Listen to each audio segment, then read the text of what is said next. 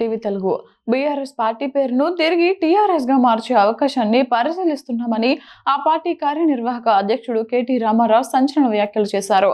రాబోయే ఎన్నికల్లో ఏ పార్టీతోనూ పొత్తులు పెట్టుకోబోమని ఒంటరిగానే పోటీ చేస్తామని ఆయన స్పష్టం చేశారు. మంచిర్యాల జిల్లా కేతనపల్లిలో జరిగిన ఓ కార్యక్రమం అనంతరం కేటీఆర్ మీడియాతో మాట్లాడారు. గత అసెంబ్లీ ఎన్నికల్లో తమ పార్టీ కొన్ని పొరపాట్లు చేసిందని కేటీఆర్ అంగీకరించారు. ఈ తప్పుల కారణంగా ప్రజలకు, పార్టీ నాయకులకు మధ్య కొంత దూరం పెరిగిందని, దీనిపై తాము పూర్తి స్థాయిలో అధ్యయనం చేశామని తెలిపారు.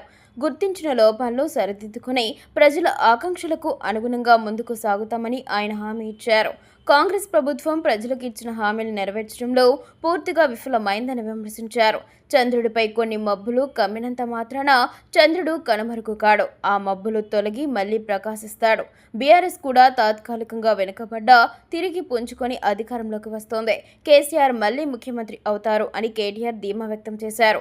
డీలిమిటేషన్ తర్వాత తెలంగాణలో అసెంబ్లీ స్థానాలు 179కి, పార్లమెంట్ స్థానాలు 28కి పెరుగుతాయని ఆయన పేర్కొన్నారు. రాజకీయాల్లో డబ్బు ప్రభావం విపరీతంగా పెరిగిపోయిందని, మేధావులు మౌనంగా ఉంటున్నారని కేటీఆర్ ఆవేదన వ్యక్తం చేశారు.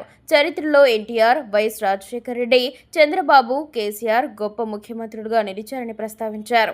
ప్రస్తుతం కేటీఆర్ చేసిన వ్యాఖ్యలు తెలంగాణ రాజకీయ వర్గాల్లో తీవ్ర చర్చకు దారితీశాయి. పార్టీ పేరు మార్పు ఆలోచన, భవిష్యత్తు వ్యూహాలపై విశ్లేషణలు మొదలయ్యాయి.